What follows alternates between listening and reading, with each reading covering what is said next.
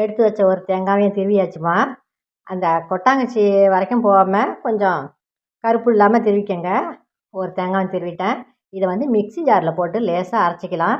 இப்படியே இருந்தாக்கா வாயில் திப்ப திப்பையாக இருக்கும். அதனால் லேசாக ஒரு ஓட்டு ஓட்டிட்டு வந்துடுறேன். Welcome to HRP Riaz channel. இன்றைக்கி அருமையான ஒரு பர்பி பார்க்கலாம். ஒரு முத்தின பெரிய தேங்காய் ஒன்று எடுத்து வச்சுருக்கிறேன். இது நல்லா ஸ்கூல் லீவ் விட்ட நேரத்தில் செஞ்சு கொடுங்க பிள்ளைகளுக்கு. விழா காலங்களில், பண்டிகை காலங்களில் இது செஞ்சு சூப்பராக இருக்கும். செஞ்சு சாப்பிடுங்க. வாங்க பார்க்கலாம். 2 கப்பு தேங்காய்க்குமா 3/4 கப்பு சீனி போட்டிருக்கேன். அதில் வந்து அது சீனி முழுகிற அளவுக்கு தண்ணி ஊற்றிருக்கேன். ரொம்ப தண்ணி ஊற்றிக்காதங்க, இது கரைஞ்சி வரட்டும்.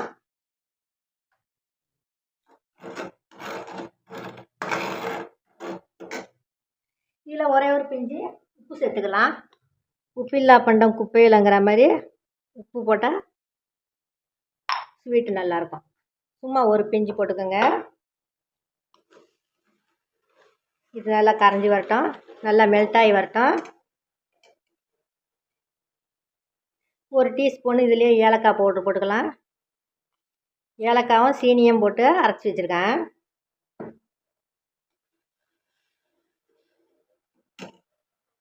இதில் ஒரு ஸ்பூனு நெய் போட்டுக்கலாம். அவ்வளவுதான். நெய் போட்டுட்டு தேங்காய் அதில் சேர்த்துடலாம். இந்த வந்து மிக்சியில் ஒரு பல்ஸ் விட்டு வச்சுருக்கேன். இந்த தேங்காய் அதில் சேர்த்துடலாம்.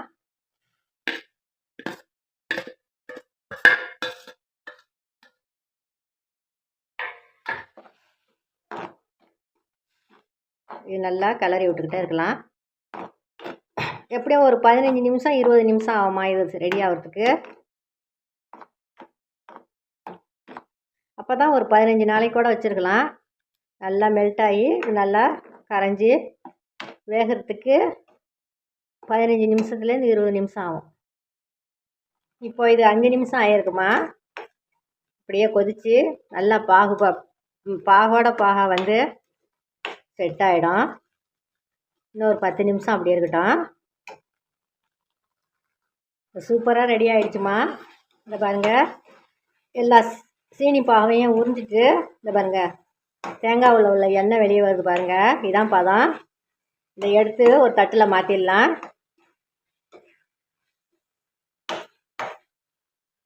இருபது நிமிஷத்தில் இது ரெடி ஆகிடும். பார்த்தங்களா, அவ்வளோதான். இதுக்கு மேலே ஸ்டவ்வை ஆஃப் பண்ணிடலாம்.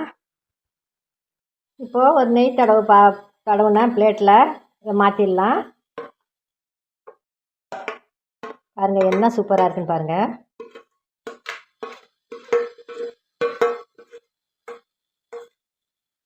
இது அப்படியே சமமாக்கிடலாமா.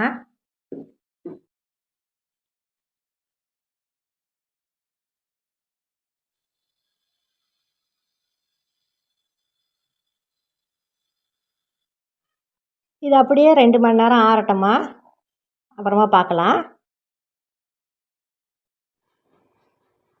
அருமையான சுவையில் கோகனட் பர்பி ரெடிங்க.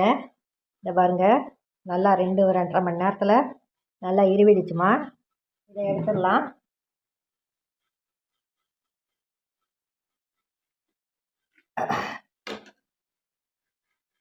பர்பிகளையும் எடுத்தாச்சுமா. பாருங்கள்,